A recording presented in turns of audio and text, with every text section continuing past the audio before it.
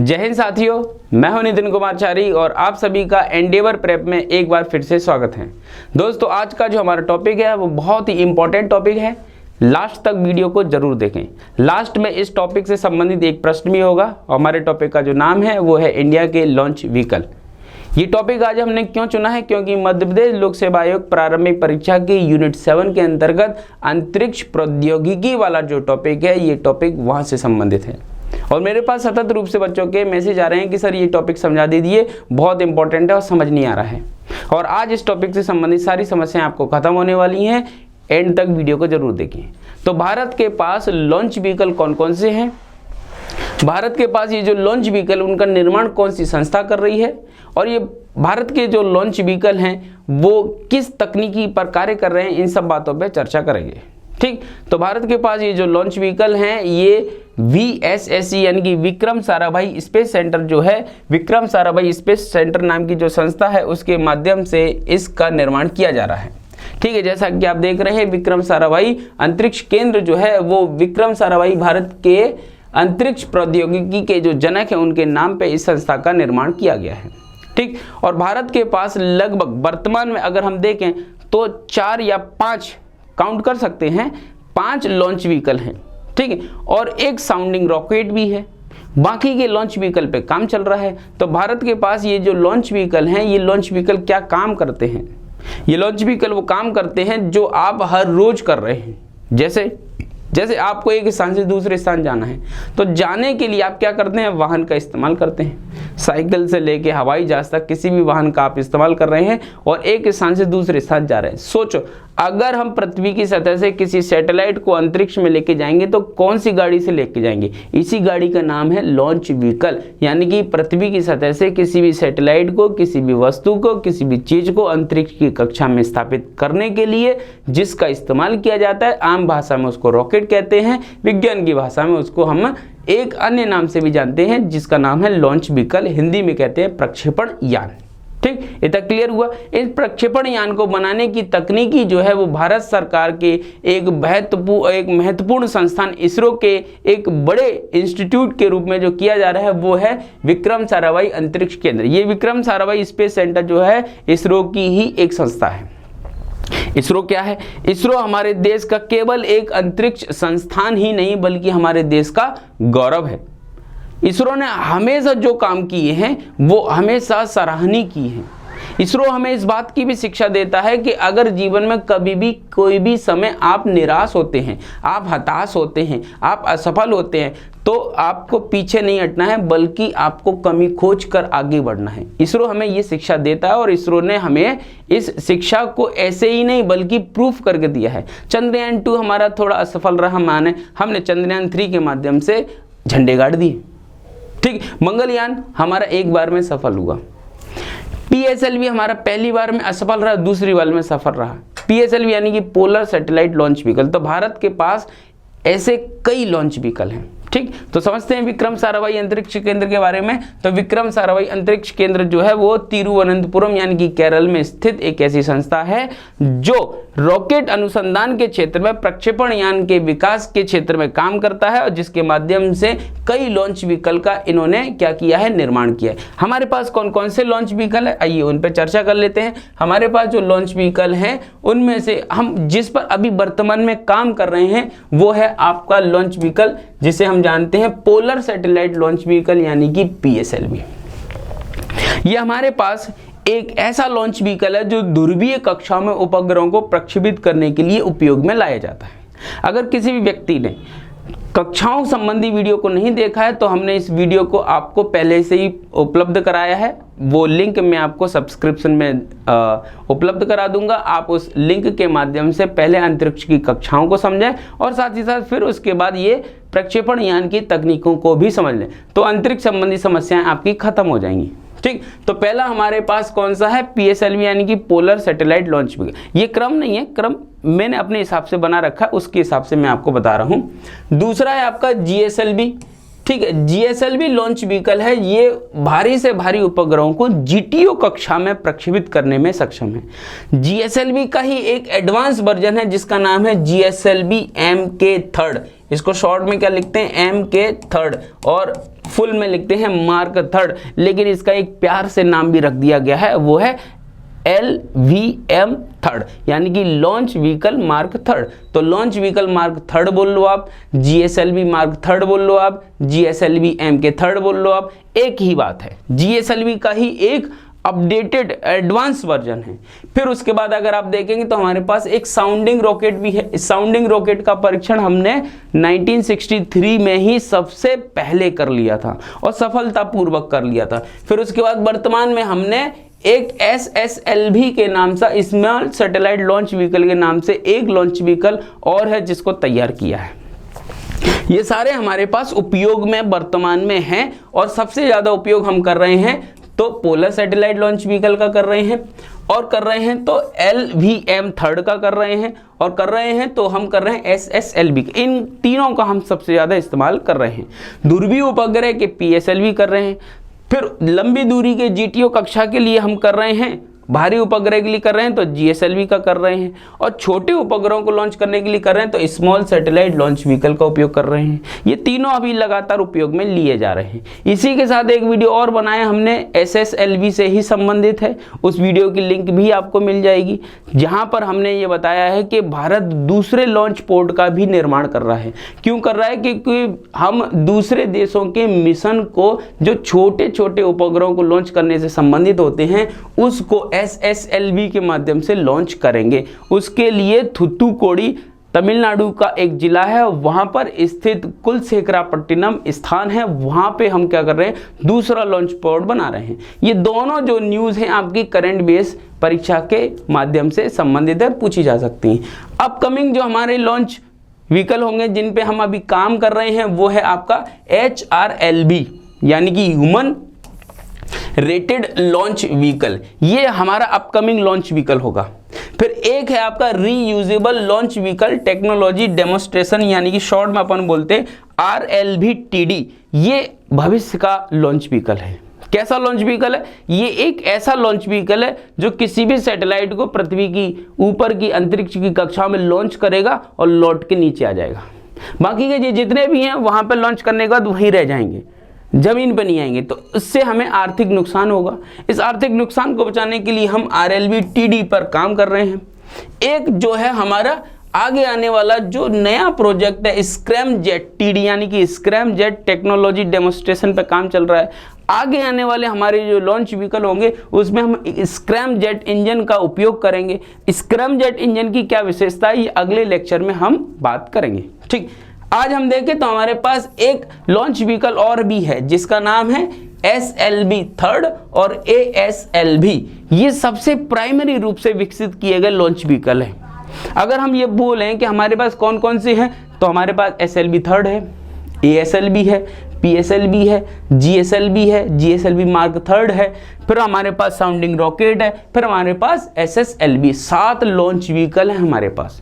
और ऐसा नहीं है कि ऐसे फुस्सी बम है, ऐसे लॉन्च व्हीकल हैं ये कि अंतर्राष्ट्रीय स्तर पर इन्होंने अपनी ऐसी ख्याति स्थापित की है कि दूसरे देश यानी कि अमेरिका, रूस और जापान और कनाडा जैसे देश जो है अपने सैटेलाइट को हमसे लॉन्च करवाते हैं। ठीक, तो अंतरिक्ष के क्षेत्र में हमारी टेक्नोलॉजी इतनी सक्षम है, इतनी कारगर है कि अंतर्राष्ट्रीय स्तर पर हम दूसरे देशों को सुविधा उपलब्ध करा रहे हैं। ठीक है, और इन इसरो के माध्यम से इन लॉन्च व्हीकल का निर्माण किया। आप देख सकते हैं SLV3 हमारा पहला रॉकेट, पहला लॉन्च व्हीकल था जिसने सफलतापूर्वक उपग्रह को प्रक्षेपित किया।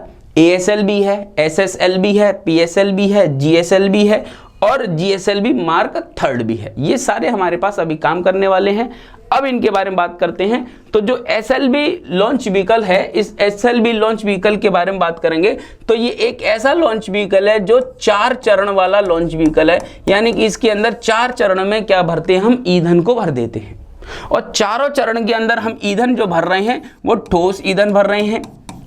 ठोस ईंधन चारों चरण में भरने से इस इंजन की, इस रॉकेट की जो विशेषता है वो ये बनती है कि ये 40 किलोग्राम तक के सैटेलाइट को, किसको, 40 किलोग्राम तक के सैटेलाइट को पृथ्वी की सतह से ऊपर निचली कक्षा में प्रक्षेपित करने में सक्षम हो जाता है। अब 40 किलोग्राम तक के सैटेलाइट, हमारे पास भारी सैटेलाइट भी होगा ना, तो इस भारी सैटेलाइट को लॉन्च करने के लिए हमको क्या करना पड़ेगा, इसकी क्षमता में वृद्धि करना पड़ेगी। तो आगे वाले में हमने क्षमता में वृद्धि की है। अब ये जो हमारा लॉन्च व्हीकल है SLV 3, इसने अपनी पहली प्रायोगिक जो उड़ान है, यानी कि सफलतापूर्वक इसकी उड़ान को देखें तो 10 अगस्त 90, सफलतापूर्वक नहीं बल्कि पहली उड़ान अगर अपन देखेंगे 10 अगस्त 1979 को इसने अपनी उड़ान भरी थी और वो आंशिक रूप से सफल हुआ, मतलब ज़्यादा विशेष सफलता हासिल नहीं करी।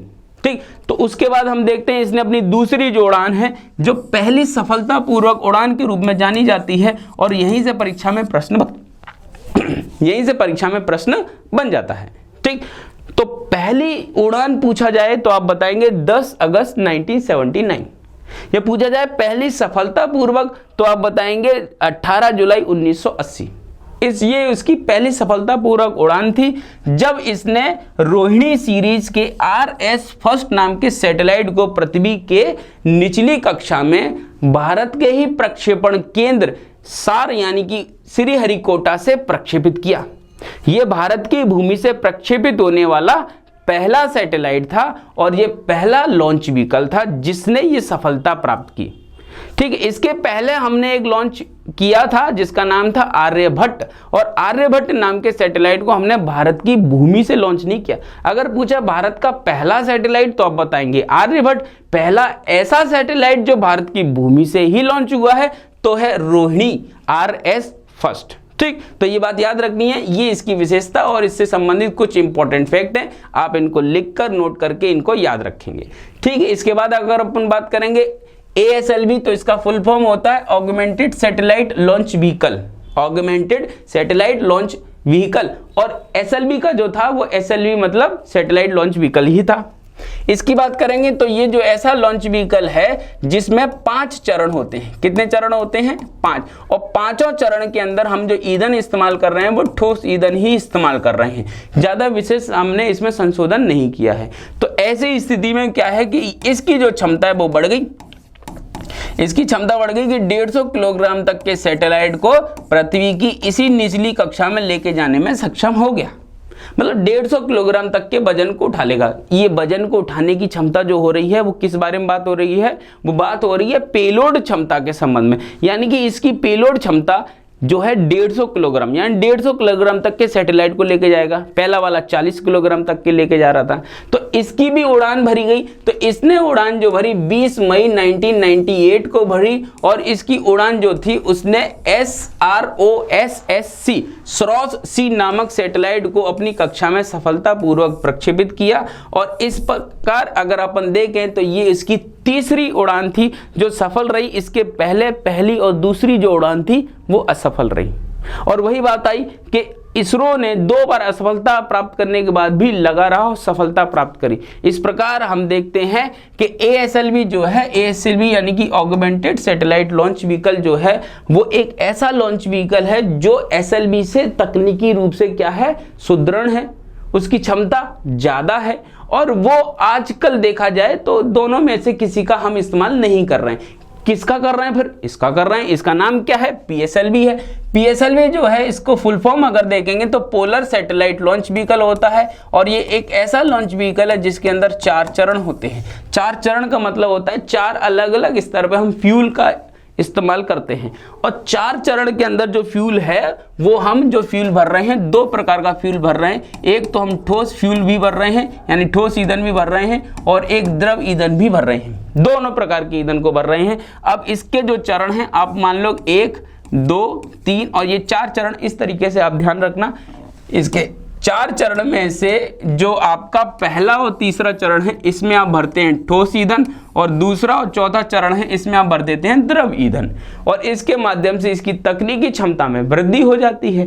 तकनीकी क्षमता में वृद्धि होती है तो हम क्या देखते हैं कि ये जो लॉन्च व्हीकल है वो लॉन्च व्हीकल 1425 किलोग्राम तक के सैटेलाइट को GTO कक्षा में, और उसके बाद अगर हम देखें तो 1750 किलोग्राम तक के सैटेलाइट को पीओ यानी कि पोलर ऑर्बिट यानी कि ध्रुवीय कक्षा में लेके जाने में सक्षम हो गया है। यानी कि कहाँ 150 और 40 किलोग्राम तक के सैटेलाइट को उठा रहा था, अब ये देखो 1750 तक के सैटेलाइट को उठाने में सक्षम है। यानी कि इसकी क्षमता में बहुत ज़्यादा वृद्धि हुई। जब इतनी वृद्धि हुई तो टेस्ट भी कर लेते हैं। जब टेस्ट किया गया तो 15 अक्टूबर 1994 को PSLV D2 नाम के इस रॉकेट का दूसरा परीक्षण किया गया और ये पूरी तरीके से सफल रहा और इसके माध्यम से हमने IRS-P2 नाम याद रखना, IRS-P2 नाम के सैटेलाइट को ध्रुवीय कक्षा में प्रतिस्थापित कर दिया, यानी कि उसको पहुंचा दिया। किसके माध्यम से पहुंचा दिया? PSLV के माध्यम से। और PSLV का नाम क्या है? PSLV D2। तो PSLV D2 नाम के सैटेलाइट से, सैटेलाइट नहीं, PSLV D2 नाम के लॉन्च व्हीकल से IRS-P2 नाम के उपग्रह को सफलतापूर्वक ध्रुवीय कक्षा में प्रक्षेपित किया गया। ठीक, ये उसकी पहली सफलता थी। फिर उसके बाद देखें आज की स्थिति में हमारे पास तो PSLV के 3 वर्जन है। PSLV G यानी कि जेनरिक, PSLV CA यानी कि कोर अलोन, PSLV XL यानी कि एक्स्ट्रा लार्ज। ये हमारे पास PSLV का सबसे अपडेटेड वर्जन है जो कि तकनीकी रूप से ज़्यादा सक्षम है और इसी का ही हम क्या कर रहे हैं? उपयोग कर रहे हैं। फिर उसके बाद आता है हमारे पास GSLV, यानी कि GSLV जो है वो हमारे यहाँ पर जियो सिंक्रोनस सैटेलाइट को लॉन्च करने के लिए हमने क्या किया? इसका निर्माण किया है। इसके तकनीकी पक्ष को समझेंगे तो हमें पता चलता है भाई ये 3 चरण वाला लॉन्च व्हीकल है, 3 चरण वाला है। तो इसके अंदर हम क्या करेंगे? अलग अलग स्तर पर ईंधन भरेंगे। पहले चरण में हम क्या कर रहे हैं? पहले चरण में हम ठोस ईंधन भर रहे हैं। फिर उसके बाद दूसरे चरण में हम क्या कर रहे हैं? दूसरे चरण में हम द्रव ईंधन भर रहे हैं। तीसरे चरण में हम क्या कर रहे हैं? तीसरे चरण के अंदर हम क्रायोजेनिक इंजन का इस्तेमाल कर रहे हैं। क्या कर रहे हैं?